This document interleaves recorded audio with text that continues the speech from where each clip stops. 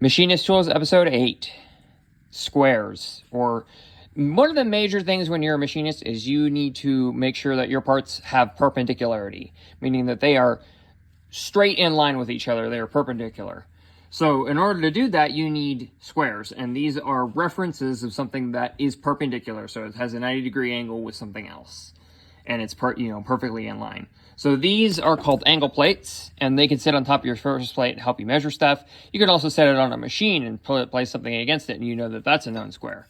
And this is a machinist square, and this is also a reference of square, except it's a little more portable than one of these. There you go. Squares are for measuring perpendicularity, and they're pretty important when you're machining.